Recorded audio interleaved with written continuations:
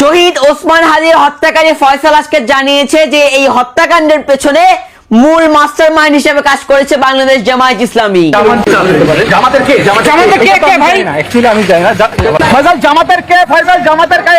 অর্থাৎ ফয়সালের এই এক কথায় জামায়াত ইনকিলাব মঞ্চ সহ অন্যান্য যত সুশীল মারানিরা আছে প্রত্যেকে একসাথে কট খাইছে। হাদিকে যেদিন গুলি করা হয়েছে সেদিনে আমরা বলেছিলাম যে হাদি হত্যার পেছনে মুখ্য ভূমিকা পালন করেছে বাংলাদেশ জামায়াত ইসলামী, এবং এখন আস্তে আস্তে প্রত্যেকটা বিষয় প্রকাশিত হবে। তবে এখন ভয়ের জায়গা হচ্ছে এই ফয়সালকে যে কোনো সময় হত্যা করা হতে পারে, কেননা এই ফয়সাল যদি বেঁচে থাকে এবং তাকে যদি নিয়মিত রিমান্ডে দেওয়া হয় তাহলে আস্তে আস্তে প্রকাশিত হবে কিভাবে জামায়াত ইসলামী হাদি হত্যাকাণ্ডের এই নাটক সাজিয়েছে। আর এই ফয়সালকে হত্যা করা কিংবা ফয়সালের মুখ বন্ধ করা জামায়াতের পক্ষে খুব কঠিন কোনো কাজ না, যেহেতু ভারতীয় গোয়েন্দা সংস্থা রয়ের সঙ্গে জামায়াত ইসলামের খুব ভালো সম্পর্ক রয়েছে।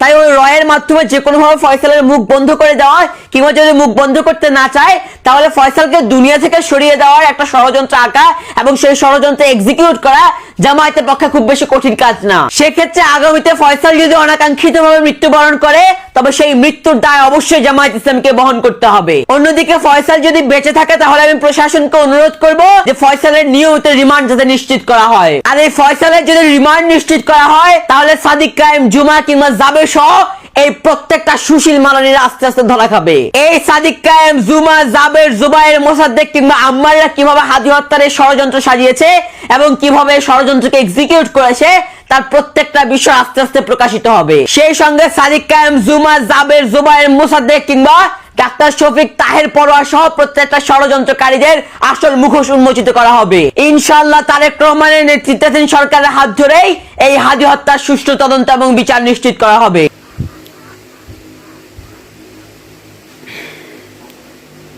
দৌলতদিয়া পল্লীর অন্ধকার গলির জন্ম নেওয়া ওমর ফারুক মুন্সি, তো নামের শেষে মুন্সি লাগাচ্ছে কোন ব্যাঞ্চুত?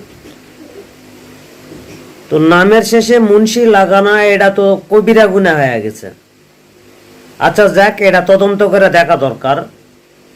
তো সবচেয়ে বড় কথা হলো ফয়সাল করিম মাসুদ যখন ধরা পড়ে তখন তা কেউ কখনো কোনো সাংবাদিক জিজ্ঞেস করেনি, ফয়সাল করিম মাসুদ কখনো বলেনি যে হাদিকে হত্যা করার জন্য জামাত শিবির দেয়, বরঞ্চ ভারতীয়রাই বারবার প্রশ্ন করতেছিল যে ফয়সাল করিম মাসুদকে জামাতের কোন নেতা মারার জন্য টাকা দিছে, জামাতের কোন নেতা মারার জন্য টাকা দিছে, জামাতের কোন নেতা মারার জন্য টাকা দিছে, অথচ জামাতের কেউ মারার জন্য টাকা দেয়নি। ঠিক আছে। আর ওই যে বললি যে ফয়সাল করিম মাসুদকে বারবার রিমান্ডে নেওয়া দরকার, তাহলে আসল তথ্য বেড়ে আসবে। আচ্ছা ঠিক আছে, ফয়সাল করিম মাসুদকে বারবার না, ফয়সাল করিম মাসুদকে রিমান্ডে লিয়া পিটানোর পর আরাম খায়া আবার পিটানো দরকার। খালি জীবনটা যান বেঁচা থাকে সেইভাবে পিটা দরকার, তাহলেই আসল তথ্য বেড়ে আসবে। কারণ ফয়সাল করিম মাসুদ তাহলে আসল তথ্য বলে দেবে কার নাম, তোর আব্বা হচ্ছে আব্বাসের নাম, তোর আব্বা আব্বাসের নাম বলে দিবে, এটা তুই নিশ্চিত থাক। আর আরেকটা বিষয়